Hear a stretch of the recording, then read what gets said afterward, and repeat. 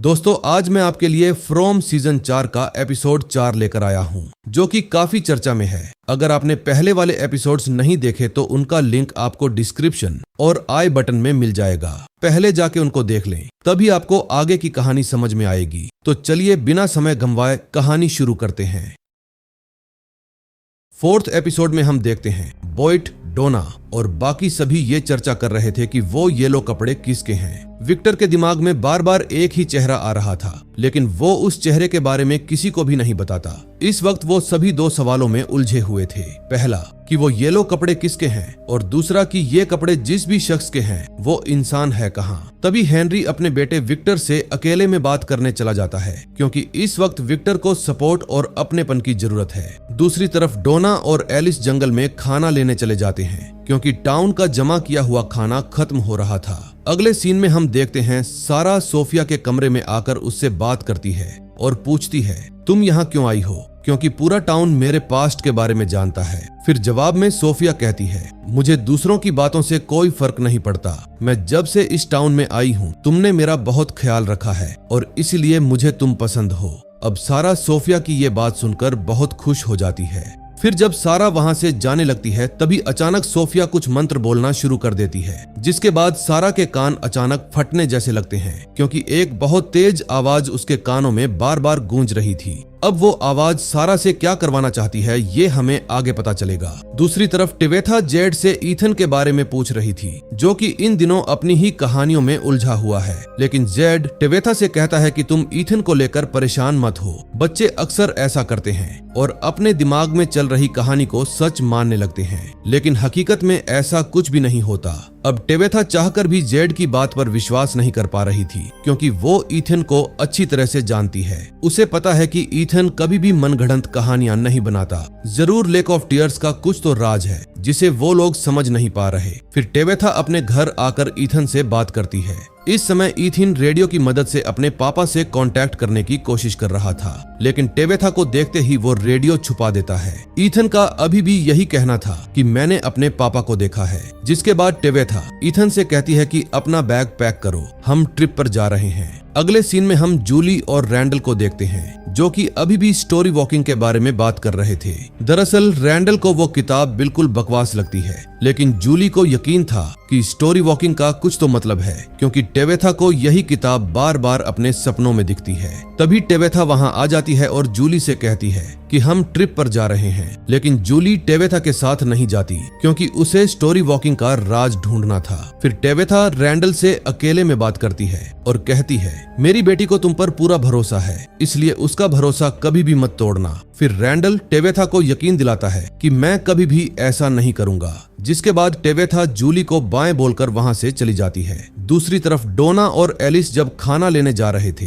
तभी डोना डैनी से कहती है कि फातिमा पर नजर रखना, क्योंकि डोना को शक था कि फातिमा कुछ तो छुपा रही है। हालांकि एलिस के मन में ऐसा कुछ भी नहीं था। वो फातिमा को कभी भी शक की नजर से नहीं देखता और शायद यही उसकी गलती थी। फिर एलिस, डोना, टेवेथा और ईथन सभी जंगल में खाना लेने चले जाते हैं। उनके जाते ही फातिमा अपने कमरे में जाती है और एल्गिन से पूछती है कि काम हुआ या नहीं। जवाब में एल्गिन कहता है हाँ काम हो गया, जिसके बाद फातिमा उसे वहां से भेज देती है। दरअसल फातिमा ने एल्गिन से कहकर ढेर सारी मिट्टी मंगवाई थी, लेकिन अब वो इस मिट्टी का क्या करेगी ये भी हमें आगे पता चलेगा। इधर हेनरी विक्टर से बात करके उसका मन हल्का करने की कोशिश करते हैं, लेकिन विक्टर अभी भी अपनी पहेलियों में उलझा हुआ था। वो हेनरी को कुछ नतीजे दिखाता है जो उसने अपने दिमाग की मदद से पैदा किए हैं। फिर विक्टर हेनरी को अपने साथ ले जाता है, क्योंकि उसे उन्हें कुछ दिखाना था। दूसरी तरफ डैनी जब फातिमा के कमरे के नीचे से गुजर रहा था तो उसे छत की दीवार से पानी टपकता हुआ दिखाई देता है। ये देख डैनी को अंदाजा हो जाता है कि फातिमा कुछ तो गड़बड़ कर रही है, जिसके बाद वो दौड़कर फातिमा के कमरे में देखने जाता है।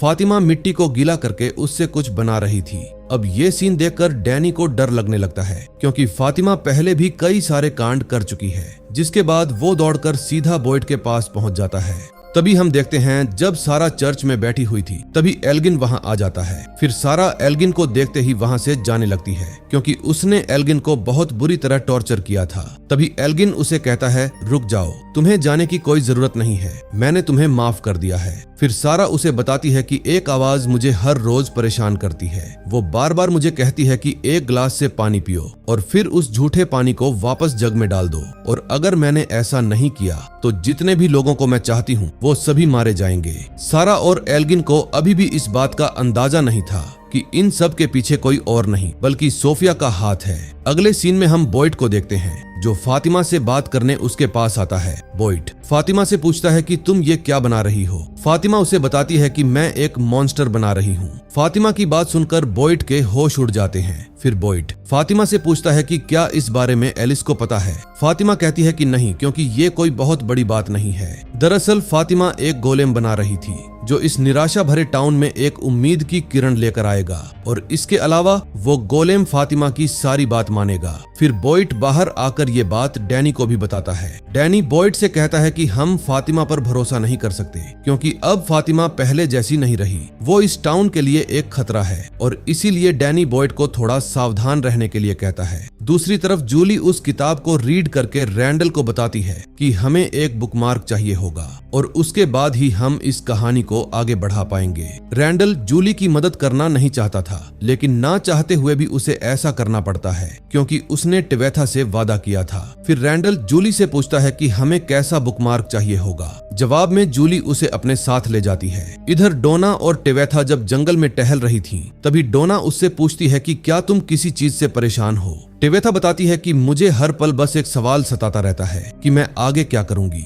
और अपने बच्चों को अकेले संभाल पाऊंगी या नहीं। फिर डोना टिवेथा को समझाती है कि लेक ऑफ टीयर्स जैसा कुछ भी नहीं है, और अगर आगे कोई भी खतरा हुआ तो तुमसे पहले मैं अपनी जान दे दूंगी क्योंकि तुम्हारे बच्चों को तुम्हारी जरूरत है। अब टिवेथा डोना की बात सुनकर बहुत खुश हो जाती है, जिसके बाद वो सभी आगे बढ़ जाते हैं। दूसरी तरफ सोफिया उस आदमी की लाश को देख रही थी जो बॉटल ट्री के अंदर से होकर एक दीवार से चिपक गया था। इस समय क्रिस्टी और मारियल को सोफिया बहुत ही भली लड़की लगती है जो किसी से कुछ नहीं कहती। तभी सारा डाइनर में आ जाती है और सोचने लगती है कि उसे उस आवाज की बात माननी चाहिए या नहीं। फिर वो ग्लास में पानी निकालकर उसे पी लेती है, लेकिन वो झूठा पानी वापस जग में नहीं डालती और उसे फेंकवा देती है। तभी बाहर से लोगों के चिल्लाने की आवाज आती है क्योंकि सोफिया उस आदमी को देखते देखते गड्ढे के अंदर गिर गई थी। क्रिस्टी सोफिया से पूछती है कि तुम गिर कैसे गई, तो सोफिया बताती है कि शायद किसी ने मुझे धक्का दिया था। अब सारा समझ जाती है कि उस आवाज ने उसे वार्निंग क्यों दी थी, जिसके बाद वो फौरन डाइनर में जाकर एक ग्लास पानी पीती है और फिर अपना झूठा पानी वापस जग में डाल देती है। दूसरी तरफ जेड बॉयड को समझा रहा था